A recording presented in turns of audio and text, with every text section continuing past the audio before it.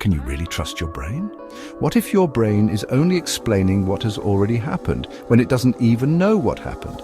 What if part of its function is to create explanations after the fact, just to pacify you? For decades, we've believed our brains are in control, decoding the world in real time, guiding our every thought and action. But what if that's not the full story? What if, instead of making decisions, your brain is merely rationalizing them? One of the most mind-bending discoveries in neuroscience challenges our very understanding of consciousness, the split brain phenomenon. In the 20th century, neuroscientists Roger Sperry and Michael Gazzaniga conducted a groundbreaking series of experiments on patients who had undergone a radical surgery, one that severed the connection between the two hemispheres of their brain. The results were astonishing. These experiments revealed something shocking. The two halves of your brain don't just work together. They can act independently, even forming separate thoughts, emotions, and desires. But even more disturbingly, the brain, specifically the left hemisphere, fabricates explanations for actions it didn't initiate, creating a seamless illusion of control. If this is true, then do we actually make choices, or are we just observers of a mind that acts independently, feeding us a false sense of agency? This discovery, while unsettling, offers a unique opportunity to harness the brain's built-in systems. Rather than being victims of automatic explanations and rationalizations, we can use this to our advantage.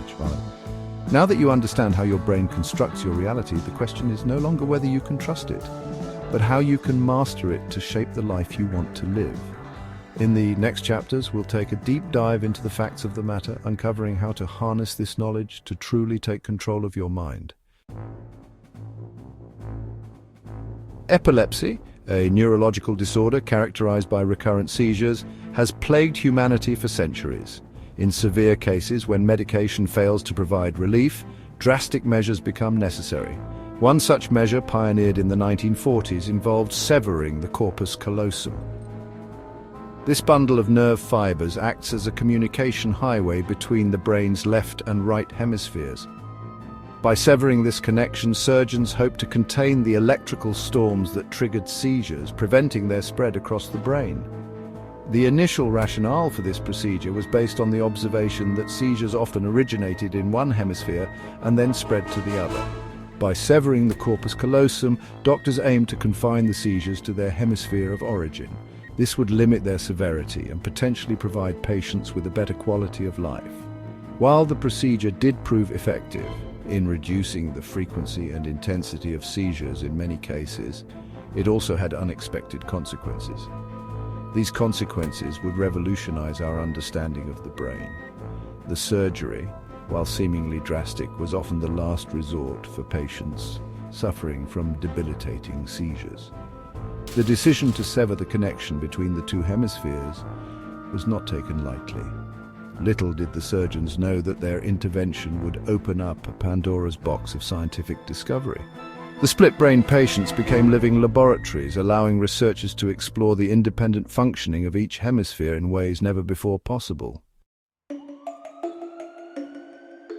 The experiments conducted on split-brain patients were both ingenious and revealing. Researchers, led by Roger Sperry and Michael Gazzaniga, devised clever tests to study the isolated functions of each hemisphere.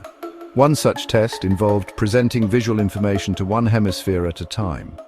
Since each eye sends information to both hemispheres, this required some ingenuity. Participants would fixate on a central point on a screen, while images were flashed briefly to either the left or right visual field.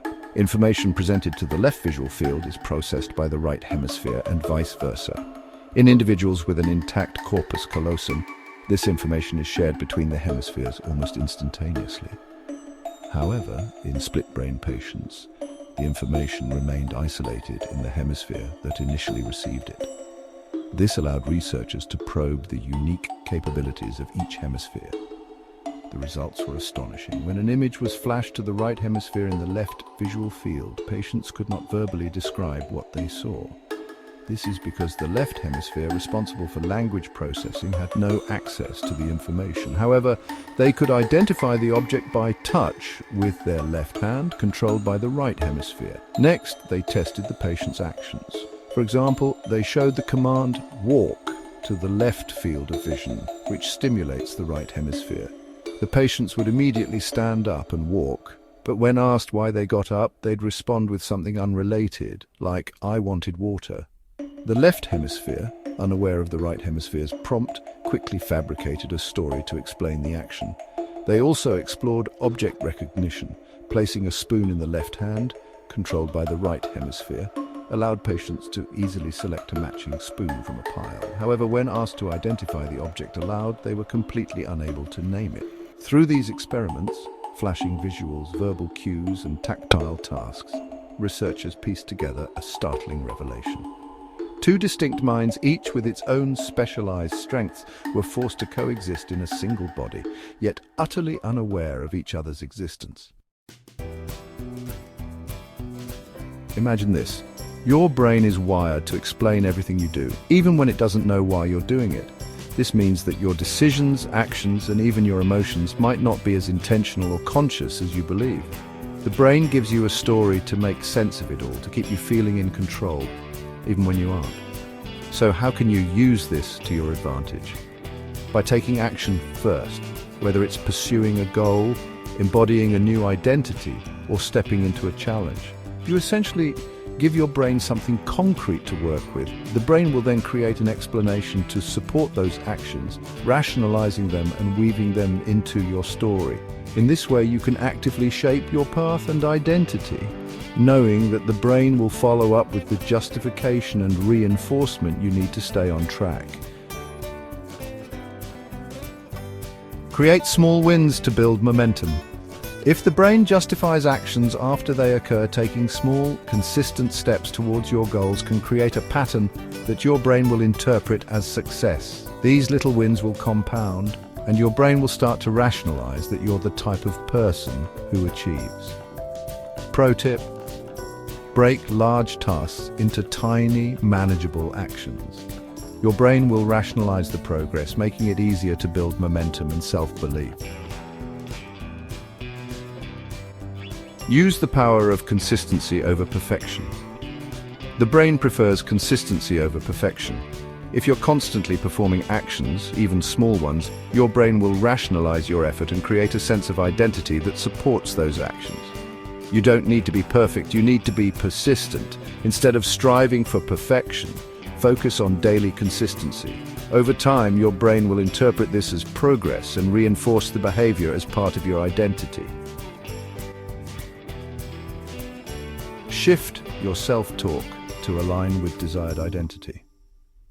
The brain is constantly explaining your actions and reinforcing your self-image.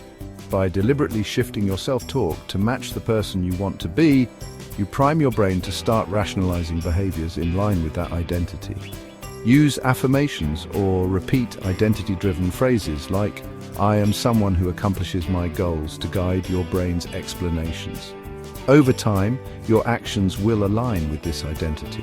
By understanding how your brain works, you can intentionally influence the narrative it creates to align with your goals, motivations, and identity. With these hacks, you can take control of your mind, use its natural functions to your advantage, and navigate life more effectively. So now that you know the brain's tricks, how will you use them? The brain's design offers you a unique opportunity, the ability to navigate life with a level of control most people never realize they have. You don't have to be a passive participant in your life's narrative. By understanding how the brain functions and how it constantly rationalizes, you can step into the driver's seat and steer your own path. The power to reshape your experiences, your emotions, and your decisions is already within you. All you need to do is learn to use the brain's post hoc explanations as a tool for self-mastery rather than a trap that holds you back.